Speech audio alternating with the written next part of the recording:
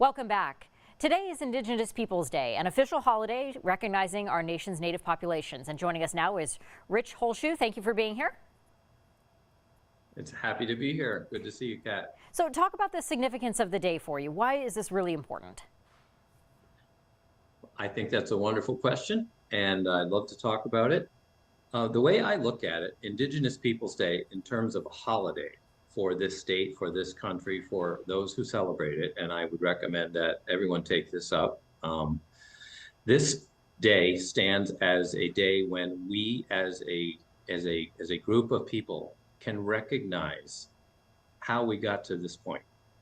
I see it as a cognate for Martin Luther King Jr. Day, as far as civil rights goes, where we stop and we take the time to look at the price that has been paid for us to get to the situation where we're in today and what we need to do about it. It's a reckoning in terms of civil rights and taken lives, taken bodies. Indigenous Peoples Day is a day when this country, as a holiday, stopping to recognize it, can grapple with what is it about this land that we're standing on now, that we're living on together. How did we get to this point? We take that for granted.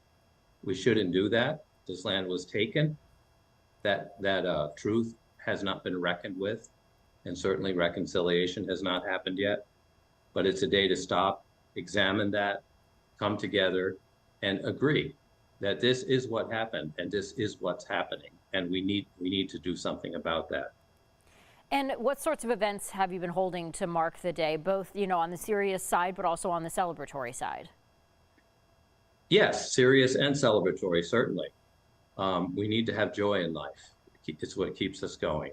On the serious side, I've already talked about that. On the celebratory side, the Mohegan tribe had Indigenous Peoples Day rocks yesterday up in Stowe.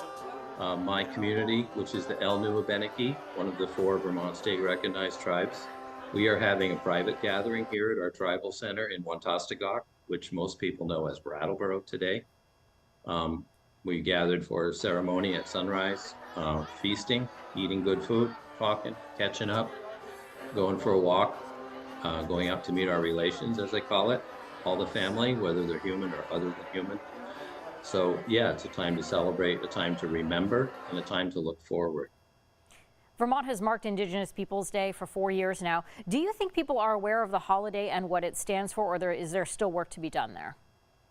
I think there's still a great deal of work to be done. It's catching on. As you said, Vermont has put this on the calendar, so to speak, for 4 years now. People are still getting used to the idea. They may not understand it, and it's why conversations such as this are helpful. What would you like people to do in their own lives to acknowledge Indigenous Peoples Day today or any other day?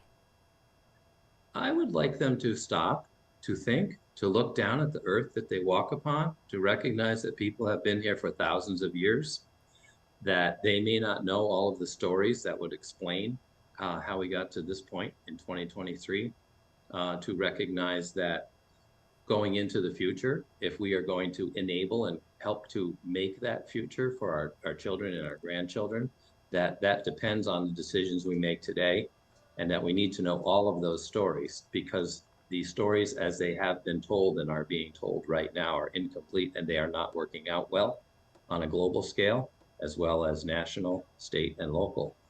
So it's a time to stop, reflect, celebrate, be grateful for what we have, and to make sure that it continues.